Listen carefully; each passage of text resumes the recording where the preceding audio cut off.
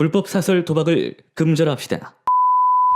반갑습니다. 김대니얼입니다. 10월 8일 스포츠토토 공식 온라인 사이트 배트맨에서 저희 분석위원들과 오랜 시간 토론을 거친 후 단돈 10,000원으로 4,305만원을 만들어냈습니다. 응원해주신 분들 정말 고맙고 감사합니다. 근데 또 다음 달에 저희 분석위원들 만장일치로 이건 100%다 라는 결론이 나와서 크게 가본 결과 1억 상한가 적중했네.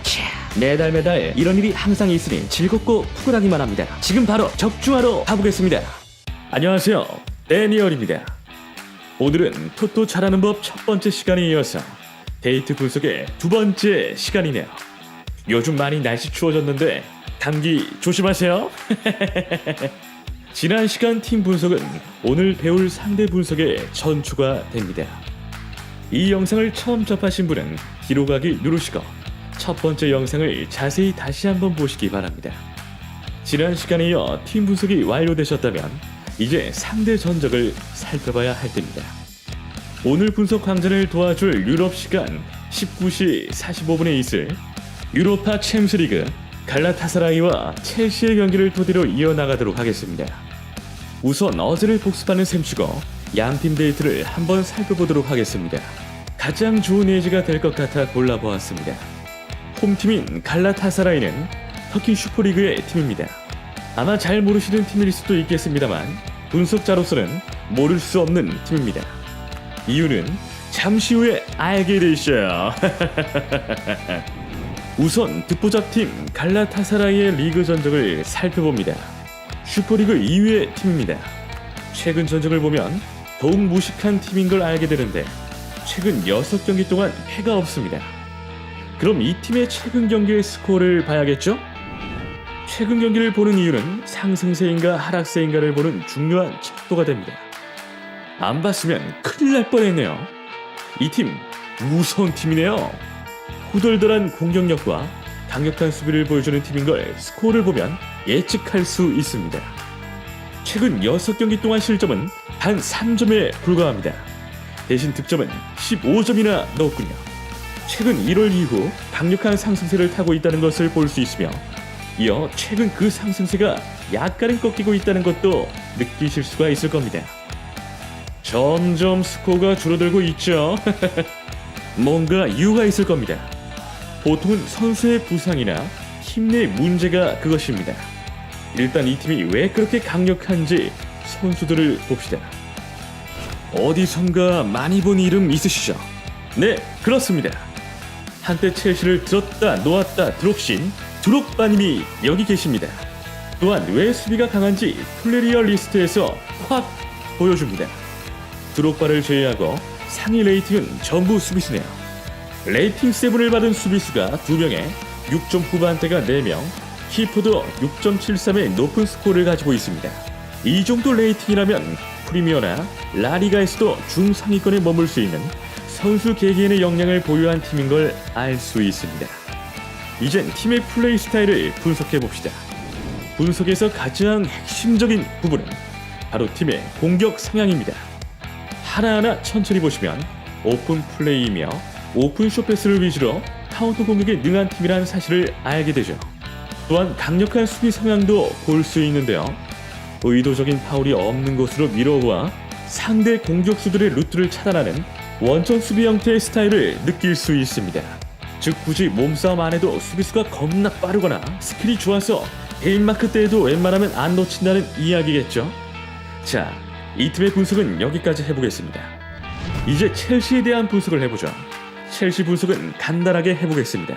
이미 워낙 잘 아시는 팀이라 첼시는 최근 6경기에서 3승 2무 1패를 기록하였고 총 골수는 6골 기록 3실점을 기록하네요. 선수들은 워낙 쟁쟁하니 대충 보자면 현재 에당 아자르 선수와 램파드 등 미들과 수비수가 강력한 팀입니다. 사무엘 에토를 공격으로 내세우고 공격형 미드필더에게 밀어붙이는 팀이죠. 그러다 보니 당연히 중거리 슛이 매우 좋은 팀입니다. 강력한 미들과 수비진을 갖춘 정형적인 올라운드 플레이 스타일입니다. 자, 그럼 이제 팀 간의 상대 분석을 들어가 보도록 하겠습니다. 저도 힘들기 시작하네요. 여러분들도 이 영상을 보느냐고 고생이 많으십니다. 이 영상을 보고 계신다는 이유는 그만큼 답답하고 절박하다는 이야기겠죠. 일단 상대 분석을 위해서 해외 사이트를 3, 4개 정도는 살펴보셔야 합니다. 오늘은 후코를 기준으로 설명드리겠습니다. 첫 번째, 상대 전적. 양 팀 간의 전적은 상대 분석의 기본이 됩니다. 하지만 기록이 3년 이상 오래되었다면 기록은 의미가 없습니다. 첼시와 갈라타사라이가 그렇군요. 마지막 만난 게 1999년이니 더 이상 의미가 두 번째, 출전 선수. 선수보다 더 중요한 것은 없습니다. 축구는 마치 체스 같아서 선수들에 따라 전술을 수정하는 경우가 많습니다. 특히 부상 선수들을 잘 체크하셔야 합니다. 세 번째, 해외 배당률. 해외 배당률은 이 팀의 배당 흐름의 지표가 됩니다. 갑자기 올라가거나 떨어지는 데는 분명 이유가 있습니다. 배당률이 너무 심하게 바뀌었다면 뭔가 분명히 문제가 생긴 것이니 더 유심히 살펴봐야 합니다. 네 번째, 유스. 팀의 유스는 이 팀의 현재 상황과 의지를 보여줍니다. 가십거리나 문제가 있다면 결코 선수는 잘 뛸 수가 없죠.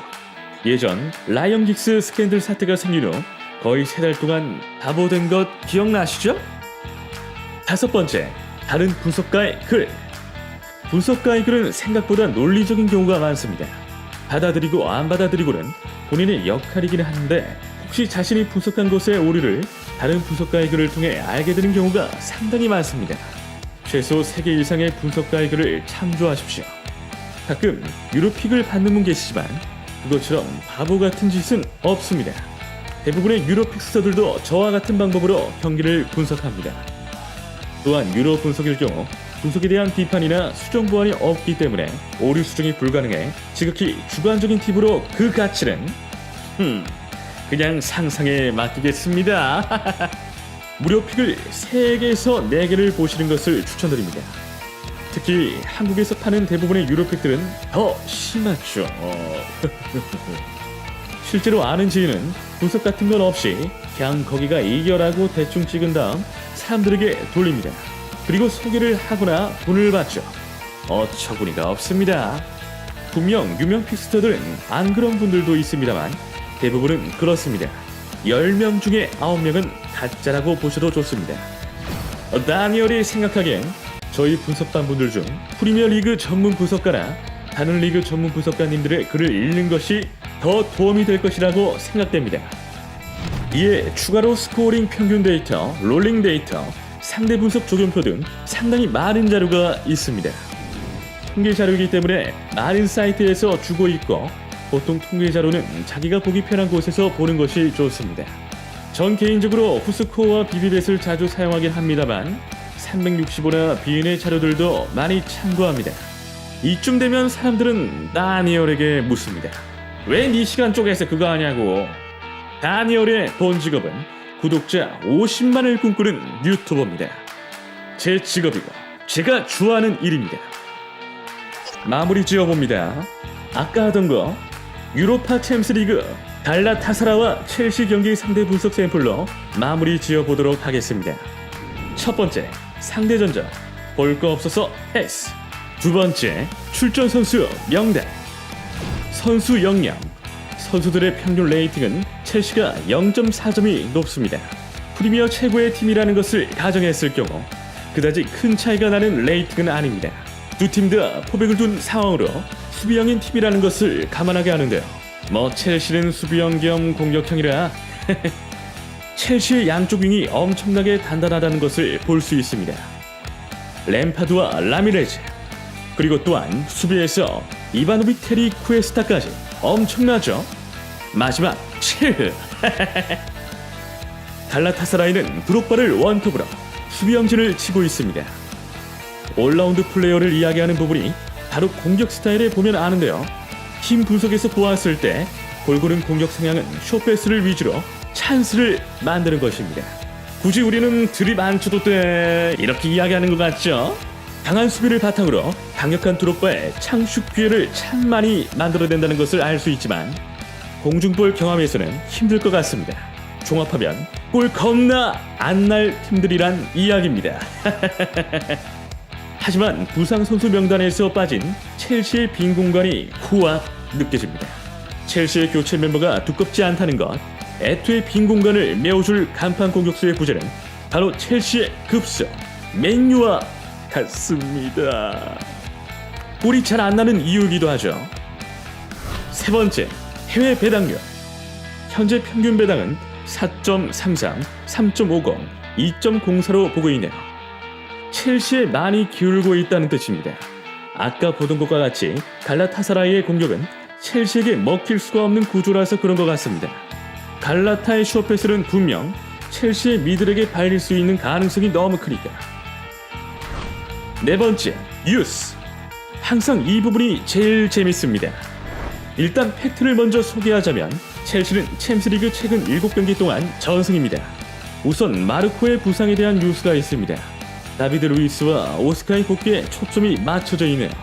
이번 결전에 대해서 강한 의지를 드러내는 갈라타의 이야기가 보입니다. 이를 갈고 있다는 이야기죠. 다섯 번째, 다른 분석가의 글.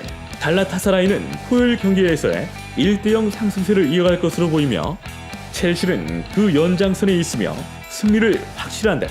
첼시는 에버튼의 1대0 승리로 프리미어 최강자를 지켜냈지만 터키 여행은 어떤 팀이든지 힘들 것이다. 또한 도울 것으로 예상되는 터키에서 첼시는 방어적으로 나올 가능성이 크며 무승부만이 첼시에게 유리한 결과가 될 것이다. 제가 놓치고 있던 부분, 바로 첼시가 터키로 여행을 간다는 것이네요. 지중해의 따뜻한 날씨는 영국보다 훨씬 더 덥겠죠. 당연히 선수들은 힘들어질 것이 뻔합니다. 자, 이제 생각해볼 차례입니다. 이건 역배로 가도 아깝지 않은 경기입니다. 첼시의 원정 승부, 특히 더운 지방으로 가는 승부는 비슷하거나 약간 아래의 팀, 특히 많이 뛰어야 하는 미드필더가 주축이 되는 지역입니다. 전 갈라타사라이의 1대0 승을 예측하고 1대1 무승부의 보험도 꼭 들어두셔. 첼시가 이기기 매우 힘들 듯 합니다. 다음 시간에는 더욱 재밌는 거 들고 오겠습니다. 바이바이. 영상이 도움되셨다면 구독과 좋아요 부탁드리겠습니다.